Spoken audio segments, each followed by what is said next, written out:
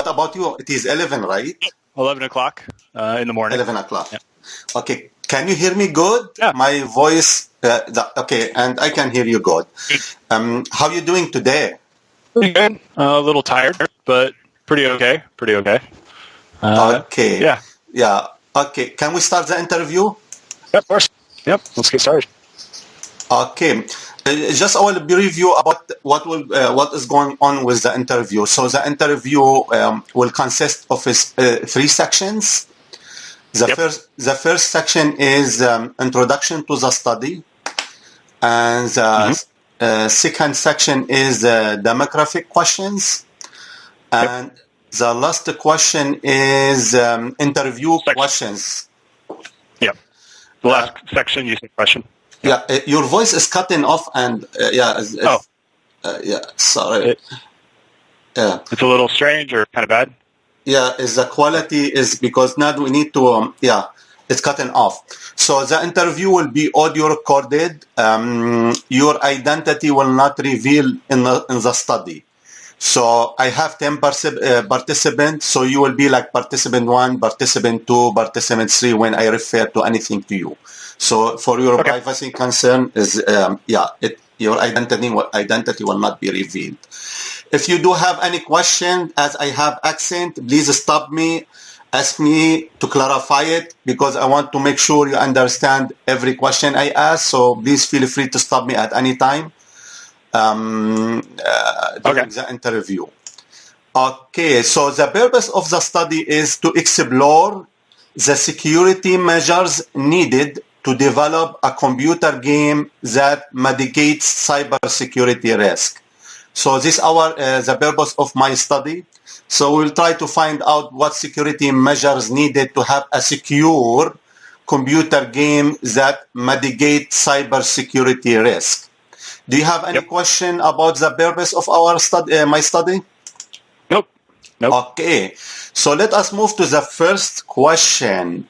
What is your professional job title? My professional job title would be freelance graphic developer and designer and programmer. Like freelance, basically lots of things. Hold on. Okay. Developer, designer, programmer. Okay. You mean games, right? Games, but also lots of other things as well, like software programs, like databases, things like that, or even web page design and creating web pages, things like that. Lots of things. Okay, thank you. So, question 2, how long have you worked in both game design and game security fields combined? Well, and I was a little... Well, I'll say I consider these kind of the same idea, because as soon as you get interested in game design, you have to think about game security. So in many ways, it's kind of the same idea. I've been doing it since 2010, so 8 years. 8 years. Thank you very much. So the third question describes the games you have designed. So any games that you can give us examples that games you designed. I have designed and I've developed completely one game, and I've partially developed 2 other games. So 3 games in total. One of them is called Kaiser, and I'll briefly describe that. That was my first game, and it was kind of like a type of chess almost, a turn-based tactical game. Where each individual unit had special moves, and that was that. Basically, the next game I worked on was called Taking Mars. This only ever got into the beta stage, but this had a lot more like stronger online components, more like profile management, had more advanced features, especially regarding security. That's where I started to really focus on it, but I decided to change my direction I was going, and I went back and I redid Kaiser. So I guess you could call it like Kaiser Redux or something like that. And that is the one that I'm currently working on, but I am taking a break so I can focus on making money right now. Just as a freelance designer and developer. But that is the same game as Kaiser, but it has a few changes to rules and more online profile management, security, things like that. It's just a much larger scope of the original game. That kind of thing. Okay, I see. Can you briefly just describe what the game does, just briefly? Okay. Well, yeah, in Kaiser and in Kaiser Redux, those are turn-based tactical games. So you move your pieces around a board, what's essentially a board. You move your pieces around and you try to you fight against the opponent, just like in chess.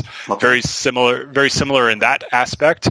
It's different in that the rules can change from one game to another. Not like major changes, but there are small rule changes. And especially in Kaiser Redux, there's a heavy focus on tournaments and having your profile and all the gamification that has become popular these days. Taking Mars was a little bit different. It was more of a city management, city builder kind of game, more like SimCity or City XL is the very popular one these days. But it wasn't entirely that. It was still more of like a board game aspect. There's another game called Suburban. Suburbs, I forget what it's called, but there's a board game, an actual board game, not video game, you are developing districts of a city, and that's the same idea in Taking Mars. You're developing districts, not individual buildings, and with these districts you gain certain advantages and also sometimes units that you can use to fight against your opponent who is also building on the same board as you. So it's still a tactical game where you're fighting an opponent, but this one has a lot more strategy, and it's and you can like research and things like that. It's more like Civilization, maybe something closer to Civilization, the game. Okay. So those are the games that I've made. And I've also worked on a few other like mods for games, but that was before I started really developing my own games. But I did work on some mods in the past. Okay. Yep. Thank you. I will move to the fourth questions. What was your role in the design of each game? Designer, lead designer, primary designer, senior, etc. I was the sole designer, developer, and artist. I did everything. I did absolutely everything. Yep. And all the game you designed, right? Yep. In Kaiser, Taking Mars, and Kaiser Redux, I've had no help. It's all just been me. Wow. Not even for music and things like that. I want to be more of like an author. I want to create it completely from beginning to end. That kind of thing. Wow. That's really interesting. Yep. Okay. I will move now to the interview questions. So the first question is, based on your game design experience, please describe the security risk related to standalone computer game. Standalone computer games are games that are installed on a computer and it does not require the player to be connected to the internet to play the game. Please be as specific as possible when you're recounting your past game design experiences. Okay, so this is a very large question. So I'll try to break this down into different parts, which is, and I'm still trying to figure out how to break it down. Just take your time. That's fine. This is a very big question. This is a very, very big question. So there are the main things you would want to be focused on if you're developing an offline computer game, standalone game, would be, of course, hacking, cracking,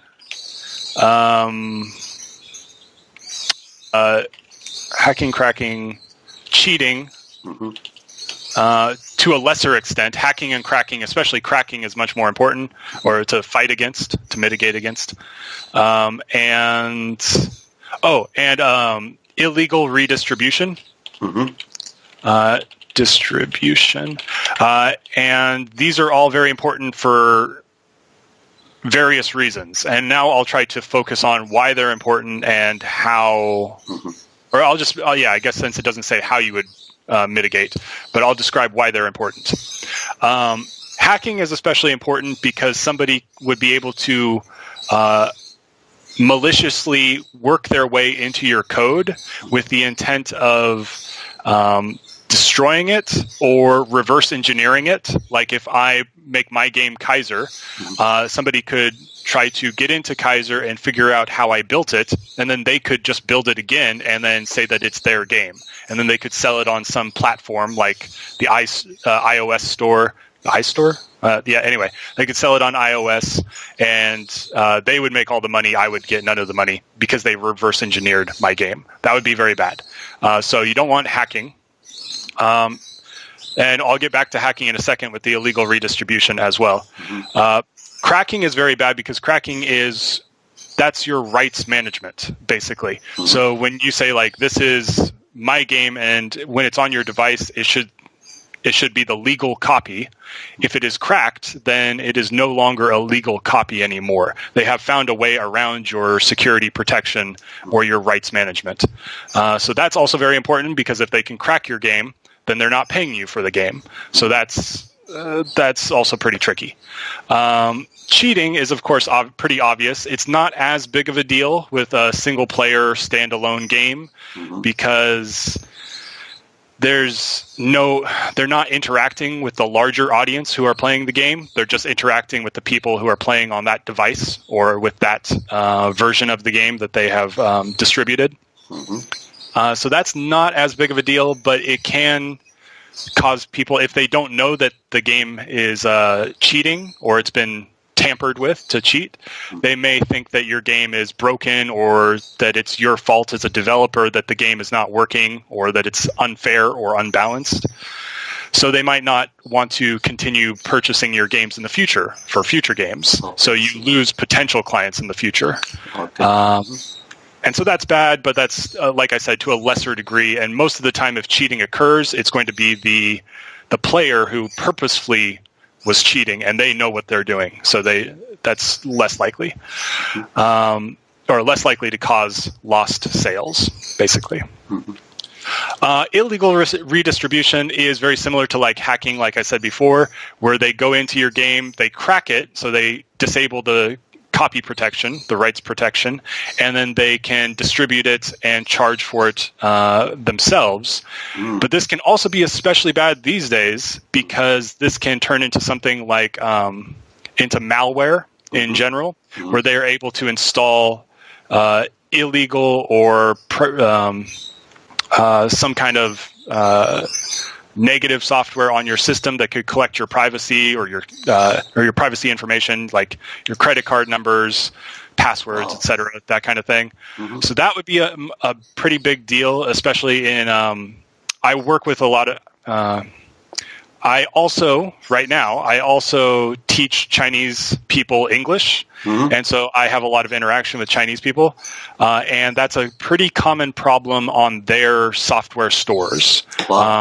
Especially for Android, because a lot of times, like a Chinese developer, they will hack some popular game, like Clash of Clans or Hearthstone, some very popular mobile game. They'll hack it and crack it, and then they will redistribute it on the Chinese stores as their own game, but it will include some malware with it, so that they can get the passwords and credit card information from that person's phone. It's not super prevalent, but it has definitely been known to happen. So that is, and that's especially common with like standalone computer games because they don't need a server to connect to or anything like that to make sure that the rights protection is still working correctly. So that is something that I think is maybe more of a problem these days than it was in the past. But that has been kind of around since cracking and hacking began in like the 1980s. But it's much more serious, I would say, these days. So those are probably the main security risks. I think... I think that's about it. With illegal redistribution, you also get what's the term?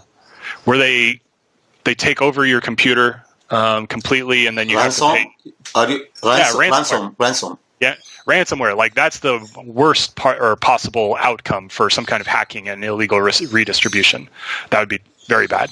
So yeah, especially ransomware, we would have to make sure that there's not a lot you can do to prevent that, except try to make your game very unhackable or uncrackable.